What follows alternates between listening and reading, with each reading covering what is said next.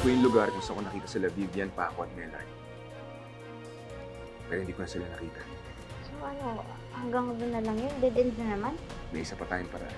Ano na naman kaya ang gusto ng bubwit na to sa akin? Hindi kaya may sinabi pa rin sa kanya si Pixie? If you will accept Cons as your partner, you'll gain more than just a skilled lawyer.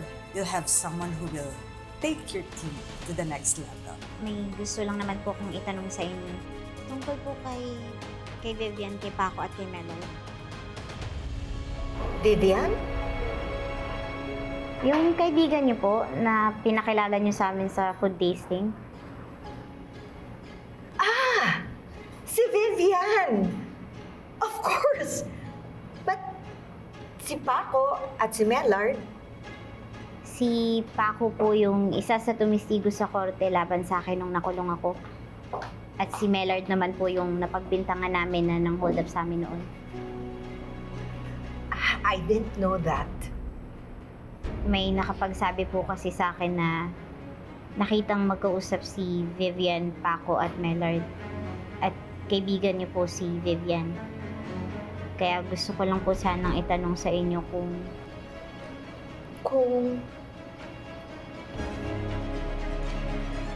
ano po yung connection niyo sa kanila.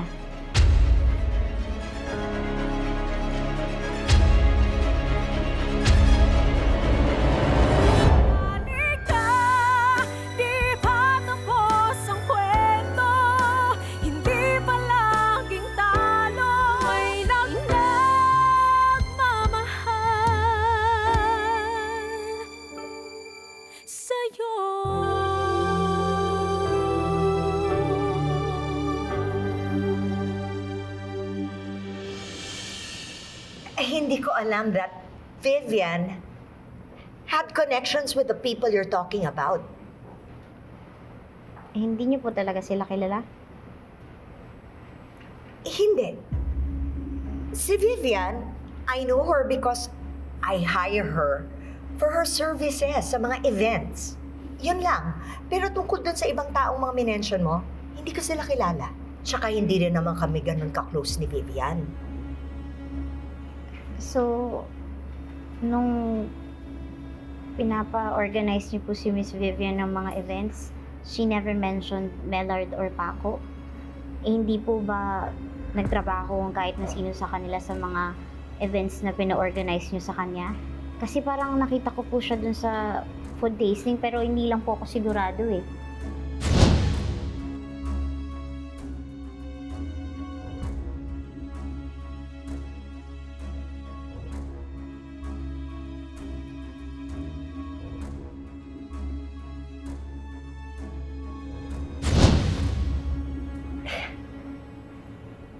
Why would she mention something like that to me? Kung ano man yung mga illegal activities ni Vivian, labas ako doon. I have no involvement. At saka wala naman siyang nakukwento sa akin tungkol sa mga ganyan, Lily. Pasensya na po, Tita Patricia. Pero pwede po ba kayong gumawa ng way para makausap ko ng personal si Vivian? I just want to know directly from her about her dealings with Mellard and Paco. Of course, Lily. As soon as she's available. Salamat po, Tita Patricia. Malaking tulong po ito para dun sa iniimbestigahan namin kaso.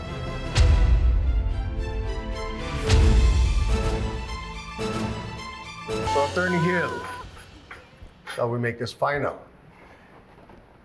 Am I now part of the Hill Law Partners? Tatapatin na kita, Attorney Constantino. In any other scenario, your application would have been impossible to turn down.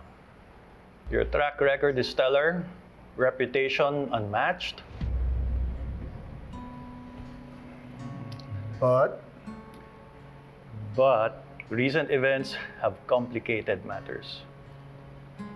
I only agreed to meet with you out of respect. I regret to say that I cannot accept your application. you're turning me down. Is that what you're saying?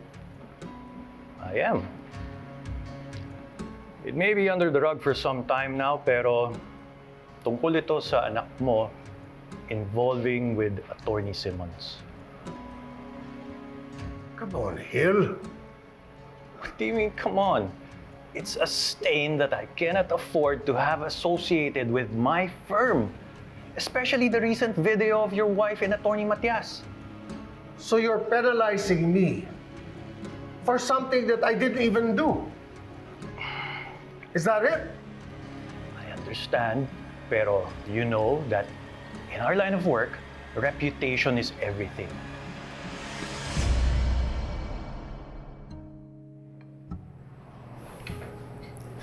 Well.